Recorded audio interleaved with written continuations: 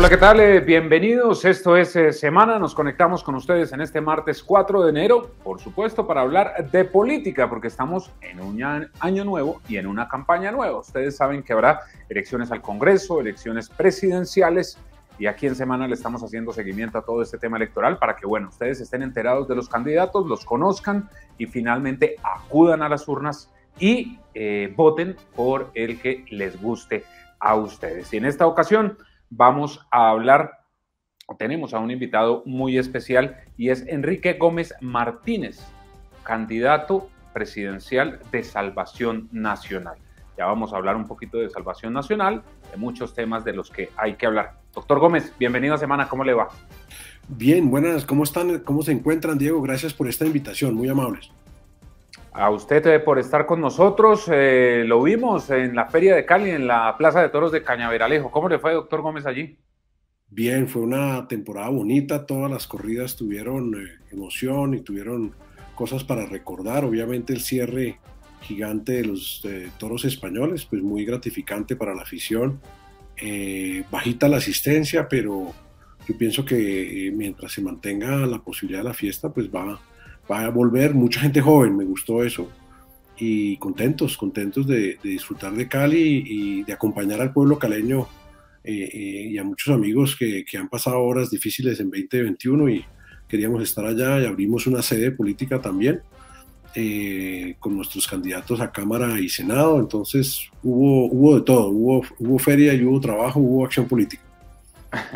¿Y sabe por qué le pregunto por el tema de los toros, doctor Gómez? Porque usted es de los pocos políticos y de los pocos, tal vez el único precandidato, que ha aceptado públicamente que le gustan los toros, las corridas de toros, sí. Porque hay algunos que les gusta, pero no lo dicen y dejaron de ir a las plazas de toros. ¿Por qué será? Bueno, pues que nos hemos acostumbrado a candidatos que se acomodan, ¿cierto? A estos moderados que nada afirman y sobre todo no nos cuentan la verdad de lo que piensan ni de su visión del mundo. Yo creo que eso es muy triste, es muy malo para la democracia. Y en el caso específico de mi afición, pues es muy antigua, heredada de mi abuelo, de mi padre, de mi tío, compartida con mis hijos. Creo que es un legado cultural de nuestra hispanidad muy importante, un elemento esencial de lo que somos y es una fiesta que se debe poder desarrollar y seguir disfrutando en ejercicio de la libertad ciudadana, y está prevista y está aceptada por la ley, y creo que en esa medida pues lo que mi afición no tiene por qué ser oculta, como ninguna de mis actuaciones ni ninguna de mis convicciones lo será para el elector colombiano. Los otros pues candidatos que se esconden o esconden su afición o la han dejado atrás para no enemistar a ciertos grupos de votantes, pues hablan mal de sí mismos. En realidad muestran una cara de la política que desgraciadamente vemos cada día más, que es basada en el acomodo, en la mentira y en otro tipo de posturas que no le sirven bien al país. ¿Qué puede ser más complicado para estas personas, doctor Gómez Martínez? ¿Ganarse una enemistad, perder unos votos, o que de pronto entrando a una plaza de toros los chiflen? Porque es que en la plaza ocurre eso. Pues es que el que entra a la política y no es capaz de aceptar la crítica, pues debiera salirse de ella. La Plaza de Toros de Bogotá, sobre todo, fue un termómetro nacional de la opinión, porque es un festejo policlasista, es un festejo que reúne a todos los miembros de la sociedad, y se consideraba, antes de que se desarrollaran estas dudosas encuestas que ahora vemos tan a menudo, pues era verdaderamente el termómetro político del país.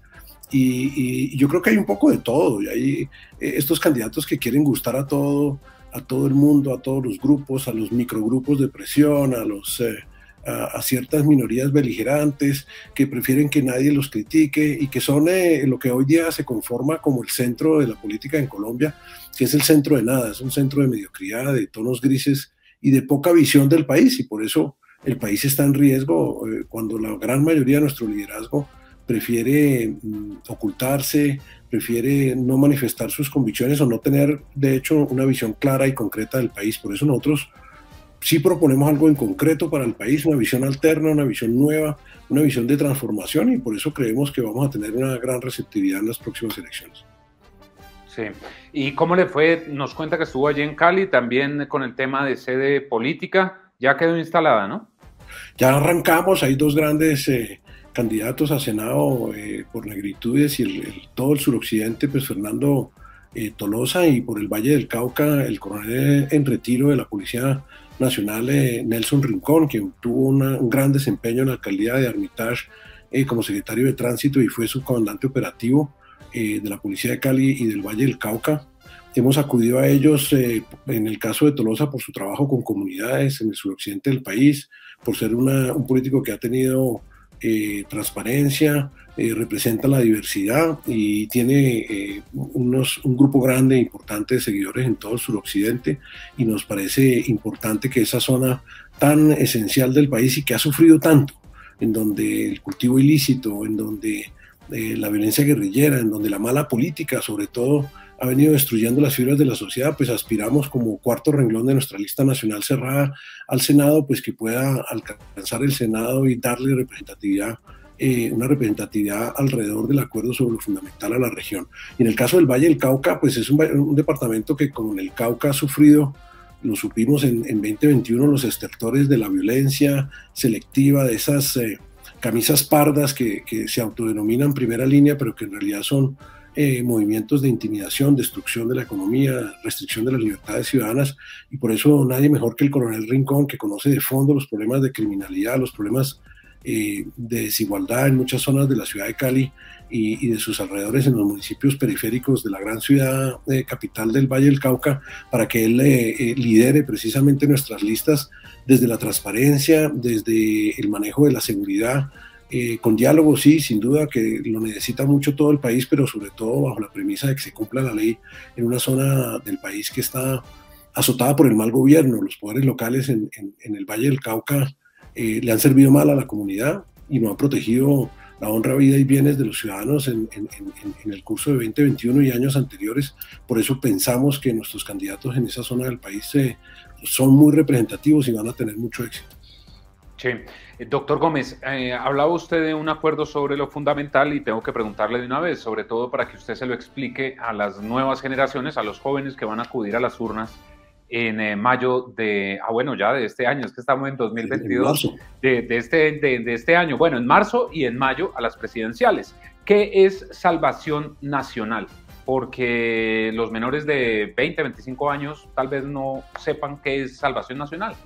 Hemos pedido que nos entreguen la personería de este movimiento que Álvaro Gómez fundó en 1990 para sostener o sustentar su campaña presidencial de ese año, en la cual terminó desgraciadamente enfrentado al doctor César Gaviria ante el asesinato infame de Luis Carlos Galán. Y en ese proceso, en ese movimiento, pues Álvaro Gómez tuvo grandes realizaciones, fue el segundo lugar en esa candidatura presidencial, y de inmediato, cuando se fraguó y se acordó a nivel nacional la realización de la constituyente del 91, Salvación Nacional fue muy activa, tuvo 11 constituyentes presentes de altísimo nivel, con una característica, que era un movimiento pluripartidista en la constituyente, había tanto conservadores como liberales, por deseo de Álvaro Gómez, precisamente para traducir un gran acuerdo para refundar el Estado colombiano, para a través de la Constitución transformar la sociedad en una sociedad más abierta, y ojalá en ese entonces se esperaba una sociedad más justa y sobre todo un Estado más eficaz.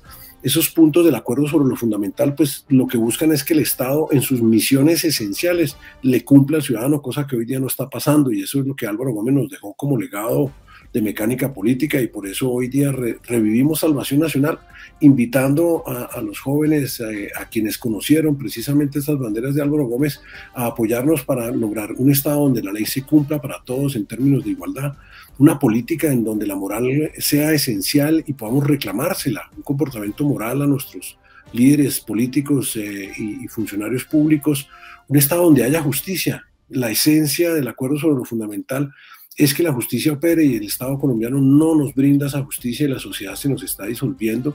Un Estado que tenga un acuerdo verdadero, legítimo, sincero en torno al desarrollo, para que junto con el empresariado y el microempresariado podamos crear todo el empleo y todo el desarrollo económico que nos hace falta, y un punto en el cual Álvaro Gómez fue innovador siempre visionario, que es un gran acuerdo sobre la ecología, la manera de aprovechar adecuadamente nuestros recursos naturales en el marco del desarrollo sostenible. Esos son los 5 puntos del acuerdo sobre lo fundamental, y este movimiento no solo los defendió en la constituyente, sino que a lo largo de muchos años, hasta 2006, casi 17, 18 años de existencia, logró tener participación parlamentaria importante y participación en alcaldías, consejos y diputaciones en todo el país. Entonces, pues vuelve un poco ese concepto político de Álvaro Gómez, y sobre todo un concepto de la buena política, política de ideas, de propuestas, de prácticas electorales transparentes que tanto necesita la política colombiana en la actualidad. Hablaba usted de una de las deudas de hace décadas en nuestro país, y es la justicia. Mucho se habla de los problemas del acceso a la justicia, la administración de la justicia, de reformas a la justicia. Por el Congreso han pasado infinitas iniciativas que han intentado hacer reformas, algunas han avanzado, no reformas como tal, sino hablemoslo coloquialmente, temas cosméticos. ¿Qué hacer con este tema, doctor Gómez Martínez? Porque también vendrá un cambio de gobierno, nuevamente se hablará de reforma a la justicia, pero realmente se puede hacer algo más. Incluso usted por ahí tiene alguna idea de una papeleta para las elecciones al Congreso. Le hemos pedido al Consejo Nacional Electoral y a la Registraduría que, a la manera de la 7ª papeleta que nos dio la Constitución del 91, nos permita consultarle a los colombianos sobre una reforma integral a la justicia. Estamos pendientes de que se apruebe esta consulta en las elecciones de marzo, o en caso dado en las elecciones de mayo, y vamos a luchar, así sea judicialmente, para que eso sea posible, porque la gran insatisfacción, el gran destructor de la fibra social de nuestro país es la ausencia de justicia, es la clave de la inseguridad. Tenemos unos jueces que realmente no les interesa, no les preocupa brindarle en ninguna de las especialidades buena justicia al ciudadano común y corriente, y obviamente tenemos un problema de inseguridad ciudadana terrible, claramente ligado al fracaso total de la Fiscalía. Álvaro Gómez propuso la Fiscalía, pero una Fiscalía dependiente del Ejecutivo, que tuviera responsabilidades ante el ciudadano. Esta que tenemos no responde ante nada ni ante nadie, y es un fracaso en todo sentido. Mire que yo le doy una cifra a sus televidentes.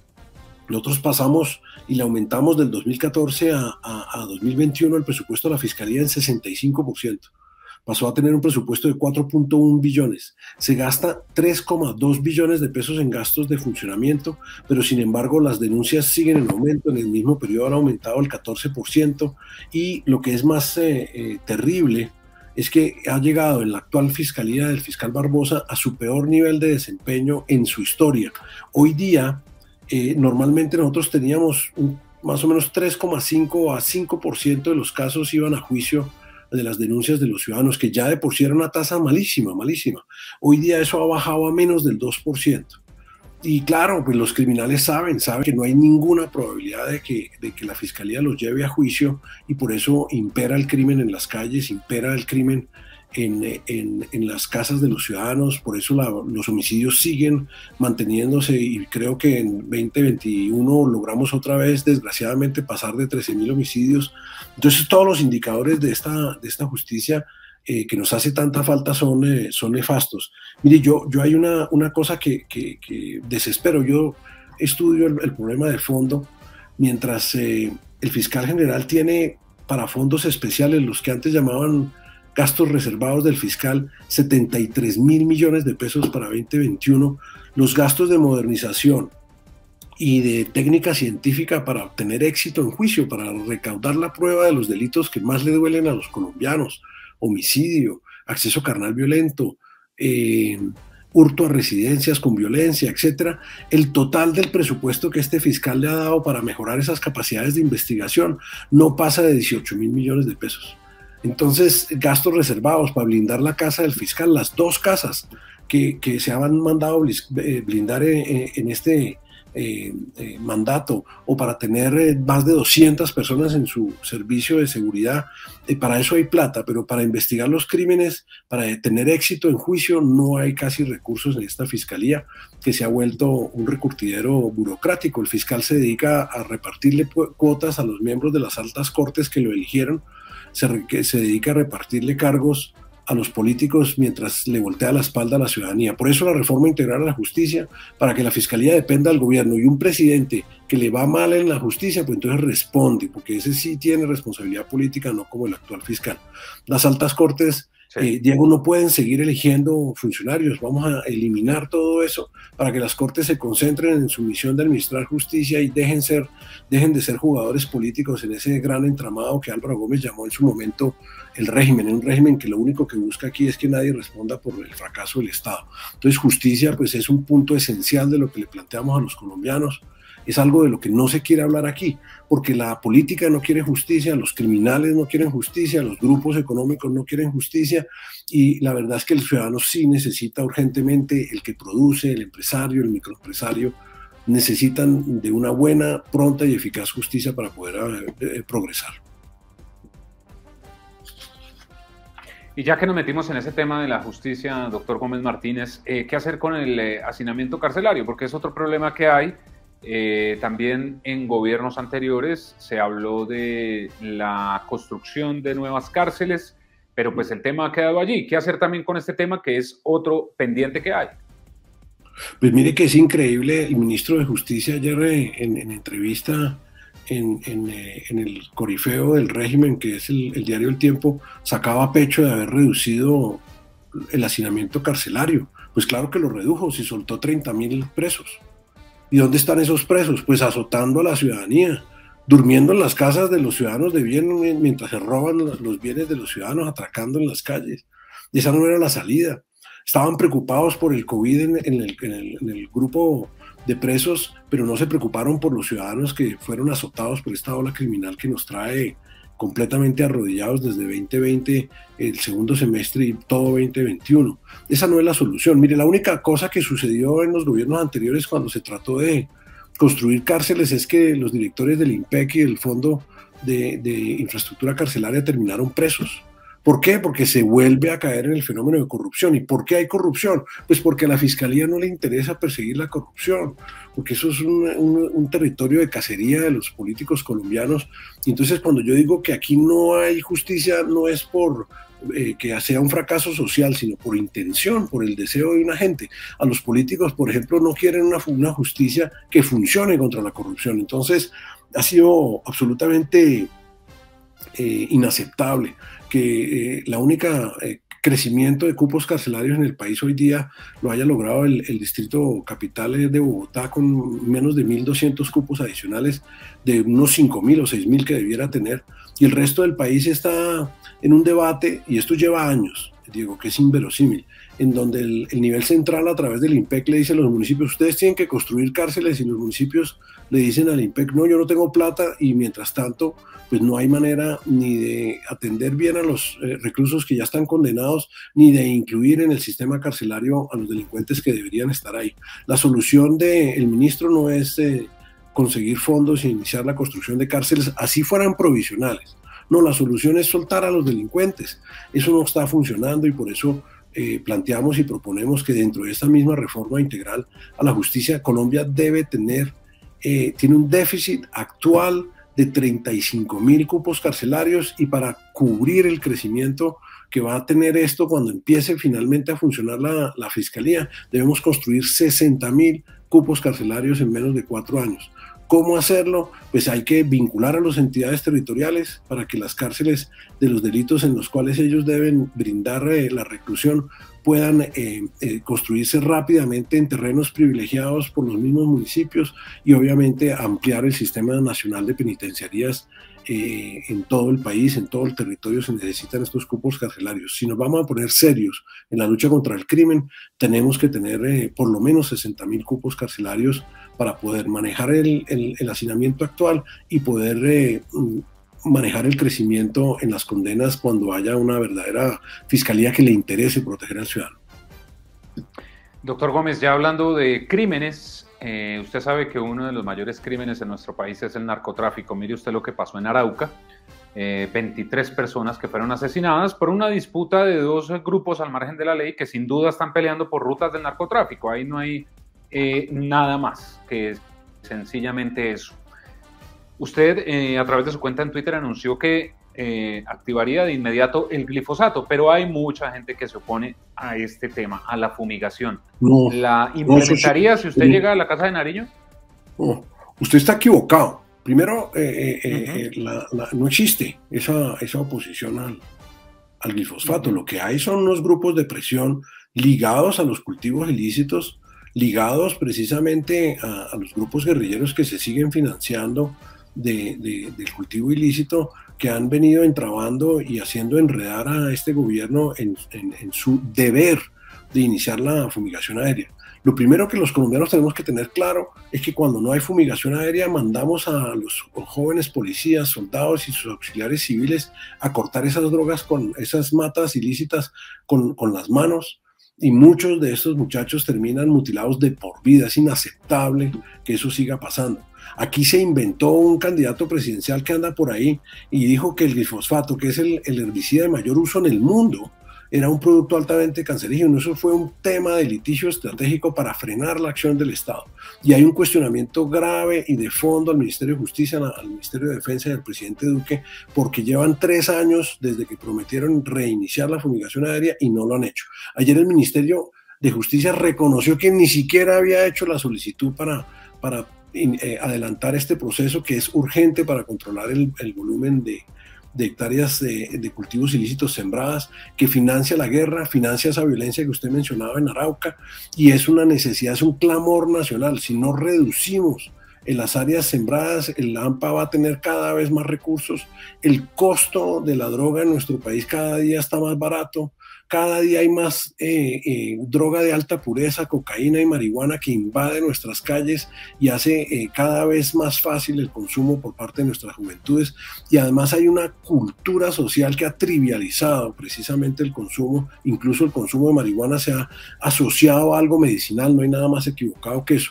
Entonces necesitamos ponernos serios y dejar de ser hipócritas, porque es que este gobierno es hipócrita, la clase política colombiana es hipócrita.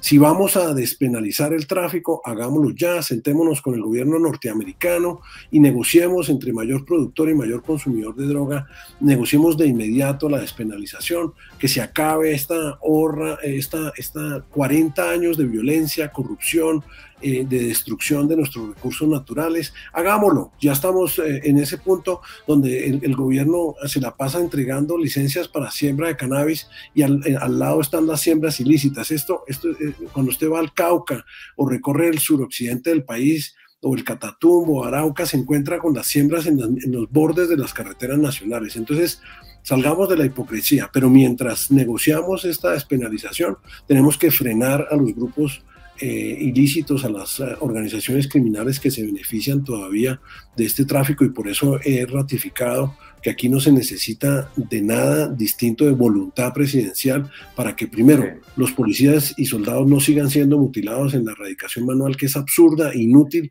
y no funciona, y que podamos reducir rápidamente las áreas de droga sembradas en nuestro país para frenar ese chorro de dinero que le entran a los criminales que ya se apoderan del territorio. Mire, que yo he usado el término de repúblicas independientes porque es que realmente lo que usted ve en Arauca, o en el Catatumbo, o en Nariño, o en el Cauca es y son repúblicas independientes, y el gobierno mira para otro lado. Eso no puede seguir sucediendo. Lo veo molesto con el gobierno del presidente Iván Duque, doctor Gómez. ¿Por qué? Pues hay cosas que son de resaltar de este gobierno, pero en el caso del control del territorio, el caso del control del orden público y obviamente la infamia de preferir mutilar seres humanos que son servidores públicos por cuenta de no quedar mal y de buscar chanfa en el extranjero diciendo que no fumigó con glifosato, me parece que es completamente deleznable. No hay ninguna justificación para que no se haya reanudado la aspersión aérea con glifosato. El costo para el país en pérdidas de vidas humanas, en violencia, precisamente esos asesinatos de líderes sociales que nos duelen tanto. ¿De dónde cree que vienen las fuentes de violencia que producen esos homicidios? La pérdida de control del territorio y una cosa que es gravísima, Diego, que no se recupera. seguimos tolerando esa cultura del enriquecimiento fácil. Nuestros jóvenes en muchas zonas del país ya no quieren trabajar, están apostándole a la actividad ilícita, apostándole al cultivo ilícito, apostándole a raspar o a poner laboratorios. Eso está mal, y este gobierno le ha faltado carácter y obviamente le ha faltado decisión de Estado para enfrentar estos problemas que nos afectan a todos. Quedan 7 meses a este gobierno, al presidente Iván Duque le quedan 7 meses. ¿Cree que en este tiempo que queda podría, digamos, hacer las cosas que algunos dicen que no ha hecho? Pues yo en ciertas cosas yo he dicho que el presidente es lo más parecido a un expresidente. O sea, él ya se pensionó, ahora está escribiendo memorias y las financiamos nosotros y publicamos los libros de memorias de un presidente en ejercicio. ¿Eso qué es? A este país le necesita mucho poder ejecutivo, necesita menos discursos. El presidente está enamorado de sí mismo y de sus discursos y necesitamos es que salga y gobierne de manera ejecutiva. Lo he invitado al presidente Duque a que promueva la siembra de maíz para mejorar nuestra seguridad alimentaria en este clima de inflación global que es tan grave. Recuerde que importamos 5 millones de toneladas de maíz amarillo para nuestra cadena de proteína. Cuando sube el costo del maíz importado, sube todo el pollo, sube todo el pescado, sube todo el cerdo para el colombiano de a pie, y es gravísimo, pero no se hace nada. Se le sigue entregando y se le ha vuelto a entregar a los politiqueros la institucionalidad del Ministerio de Agricultura y el país no avanza. El tema del orden público pues se agrava. Y claro, yo veo que hay corifeos que le dicen al gobierno que todo lo ha hecho bien, que es divino, y nos dicen, mire, no hable mal del gobierno porque entonces le da alas a Petro. Y eso es un sofisma peligroso. Nosotros tenemos que cambiar la realidad precisamente para frenar a gente como Petro, y el país tiene que cambiar de debate y enfrentar a Petro en lo que es relevante. Este gobierno ha tenido éxitos en salud, logró enfrentar la epidemia de COVID, ha logrado vacunar un poco más de la mitad de la población, está más o menos el 20% de la población adicional con la segunda dosis. Hemos logrado enfrentar los picos de hospitalizaciones acertadamente.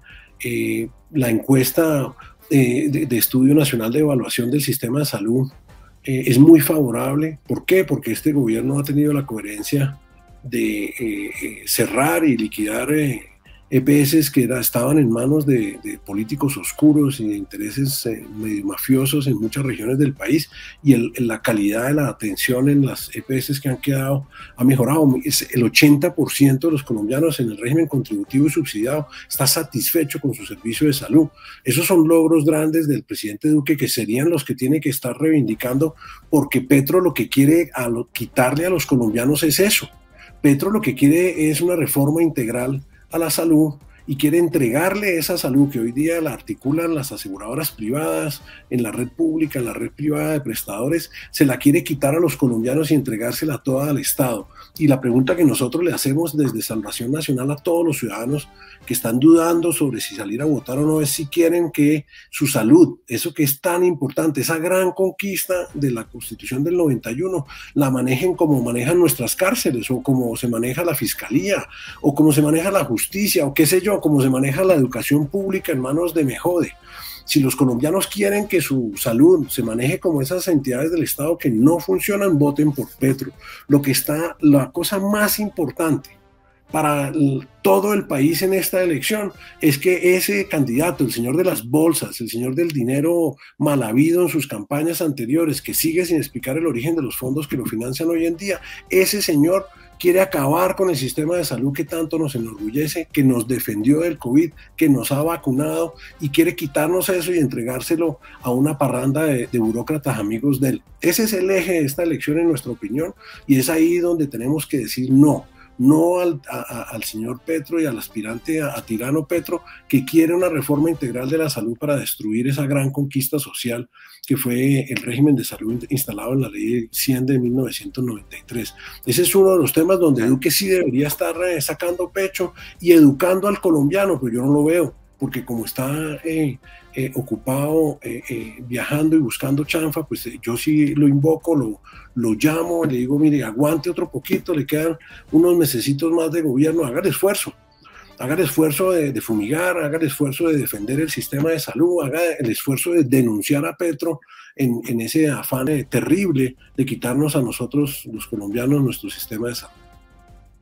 Y justamente hablaba usted de la vacunación y de Gustavo Petro. Usted sabe que Gustavo Petro ha sido crítico de las vacunas. Desde el año pasado, empezando el año, dijo que la vacuna del coronavirus no servía, sin embargo, se aplicó las dosis y ahora dice que, o dijo recientemente, que la vacunación era muy baja, que se estaba confundiendo el coronavirus con una simple gripa. El ministro de Salud le responde que era un oportunista político.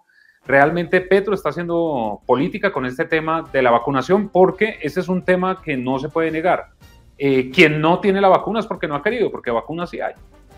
Pues Petro, como en todo lo que hace y dice, pues es un mentiroso patológico, es un enfermo mental, es un negacionista coherente. O sea, él al principio negaba la utilidad de las vacunas, pero fue y se vacunó, y menos mal se vacunó, porque usted sabe que la enorme mayoría de las personas que hoy día fallecen de COVID son los no vacunados. Nosotros pensamos que existe indudablemente en toda democracia un derecho a la libertad individual. Entiendo y acepto que haya personas que no se quieren vacunar, a pesar de que tanto las EPS como las Secretarías de Salud y obviamente el Ministerio de Salud han hecho un enorme esfuerzo para que haya disponibilidad de vacunas en horarios de 8 a 5, creo que casi todos los días, muy descentralizado, en perfectas condiciones de higiene. O sea, todos los que nos hemos vacunado sabemos que esto es un enorme esfuerzo de sector público, sector privado, entes territoriales y gobierno nacional, y debería aumentar el porcentaje de vacunas, pero obviamente no se puede obligar a nadie a vacunarse. Nosotros lo que planteamos es algo diferente. La libertad, Diego, es fuente de responsabilidad. Así lo planteaba tal vez de la manera más magistral Santo Tomás de Aquino. Si Dios te da la libertad, es para hacerte responsable. Aquellos colombianos que por decisión, cualquiera que sea su motivación, no quieran vacunarse ni participar de estos esfuerzos del sector salud del Estado colombiano y del sector privado que promueven las EPS, pues que no se vacune. Pero nosotros proponemos que asuma todos los costos como gasto de bolsillo de cualquier hospitalización por COVID. Eso me parece que sería lo justo para toda la sociedad. No obligamos a la gente a tomar una vacuna biológica, pero obviamente si estas personas se enferman, que son las que más se enferman y tienen que acudir al sistema de salud, lo que proponemos es que asuman todos los costos de esa hospitalización como gastos de bolsillo. No tiene por qué la Seguridad Social asumir los costos de una decisión individual. Y vuelvo e insisto, hay que preservar la libertad y es lo mejor. O sea, cada quien es libre de vacunarse o no, pero quienes no quieran vacunarse, pues que asuman las consecuencias en sí mismos en relación con la hospitalización y sus costos. Es una buena propuesta. Sí, doctor, finalmente, esta es una campaña que también es atípica, pues imagínense ustedes, se da en medio de una pandemia. ¿Cuál va a ser la agenda que va a tener usted en los próximos días? Pues hombre, ahorita estamos muy preocupados por la transparencia de los comicios. Otra de esos grandes fracasos, Diego, de la Fiscalía, pues es en el tema de los delitos electorales. Mire, recorriendo el país someramente, como lo hemos hecho desde el 1 de diciembre que tuvimos la personería hoy, pues uno ve la corrupción rampante de los partidos tradicionales. O sea, aquí siguen todas las malas prácticas electorales posibles. ¿Y qué veo yo? Le voy a dar unos daticos que están ahí para consideración suya y de sus televidentes. Sí. El famoso delito de corrupción al sufragante, que llamamos la compra de votos. Entre las elecciones de 2018 y 2019 hubo 2.100 denuncias por compra de votos. ¿Sabe cuántos casos fueron a juicio, Diego? Póngale. Ninguno. 3. ¿Sabe cuántas condenas hubo? 3 de 2.100 denuncias. Y en el caso de alteración de resultados, que es otro de los delitos que a nosotros más nos preocupa, que es que en la misma registraduría se transforman los resultados con casos famosísimos. Usted lo recordará como el de Colombia Justa y Libre sobre el del Movimiento Mira, que fue en la misma registraduría donde le robaron los votos. Hay 394 denuncias, hay 792 denuncias para 2018, 2019 y 2020. La Fiscalía ha ido a juicio en 18 de estos casos, es decir, en el 2,2% de estos casos, y ha obtenido 6 condenas en estos delitos que involucran funcionarios públicos de la registraduría, es decir, el 0,75% de efectividad.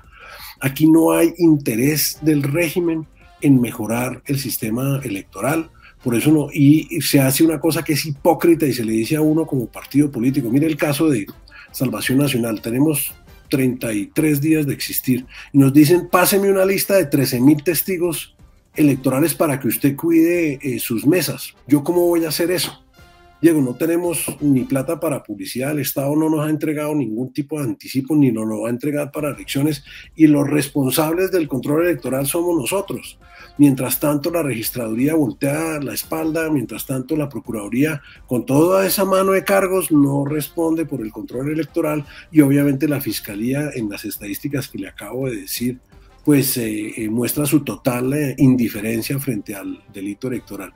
Entonces, nosotros lo primero que queremos hacer es una labor de concientización a todos los ciudadanos. Queremos pedirle a los empresarios que nos apoyen económicamente para poder precisamente controlar de alguna manera la realización de estos comicios. Es irónico, mire, llevo días estudiando toda la reglamentación que la registraduría nos pide a los partidos para legalizar las cuentas. Hasta un tinto hay que llevar una factura electrónica. Mientras tanto, recorren el país senadores que gastan 10 y 15 mil millones de pesos en una elección para efectos de comprar cámaras en todo el país. ¡Qué vergüenza! Y a eso nadie dice nada, nadie pasa nada. ¡Qué horror! Ahorita estábamos celebrando la muerte de Roberto Gerlain, supuesto gran demócrata, ¿sí? Cuando su sucesora en el Congreso, Aida Merlano, fue condenada por la peor ejemplo de compra de votos posible que se detectó en años pasados. Mientras tanto, seguimos exaltando y permitiendo que gran parte de la clase política compre las elecciones. Entonces hay una gran incongruencia, es parte de lo que queremos transmitirle al público, y es: ayúdennos a controlar el delito electoral, postúlense como testigos, a los empresarios ayúdenos a financiar este esfuerzo, porque el Estado no quiere transformar la política, y por eso también pedimos en todo el país que nos ayuden con apoyar nuestras listas al Congreso para transformar desde ahora esa política en algo diferente, un voto que sea libre, un voto que sea propositivo, y un voto que enfrente precisamente este hábito terrible de comprar los votos y de truncar los resultados. Mire, usted va a la registraduría y habla con la persona correcta y le dicen dónde quiere que le ponga los jurados y cuántos votos quiere y en qué mesas los quiere, y la registraduría le vende ese servicio. Mientras tanto, el registrador anda por allá mirando para el techo, y yo creo que eso es inaceptable. Necesitamos un cambio de actitud sincero para que haya mejor política, y vamos a seguir trabajando en eso. Vamos en febrero, con nuestros recursos limitados, pues vamos a recorrer el país para apoyar las cámaras en 19 circunscripciones, como le he comentado, que tenemos candidatos, y obviamente con la compañía de nuestros candidatos al Senado. Eso es lo que estamos anticipando para marzo. Bueno, pues doctor Enrique Gómez Martínez, gracias por haber estado aquí en Semana. Por supuesto, lo estaremos molestando a lo largo de esta campaña. Hasta ahora, digamos, empieza ya de lleno lo que serán estos meses electorales. La primera cita en marzo, posteriormente en mayo, la primera vuelta presidencial. Y un dato importante para que ustedes lo tengan en cuenta: hasta el 13 de enero se puede hacer la inscripción de la cédula. Esto es importante porque ustedes a través del voto es que pueden tomar decisiones. Doctor Gómez Martínez, gracias por haber estado con nosotros. Gracias, y a todos los que les interese este programa de Salvación Nacional, en nuestra página salvacionnacional.co pueden inscribirse como militantes, y nos veremos en marzo, como usted dice, para Congreso, y espérennos en la primera vuelta para presidenciales. Muchas gracias, Diego, y gracias a Semana TV por esta oportunidad. Que esté muy bien, doctor Gómez Martínez, y a ustedes también gracias por estar con nosotros. Nos encuentran en todas nuestras redes sociales y en nuestra página en internet de www.semana.com.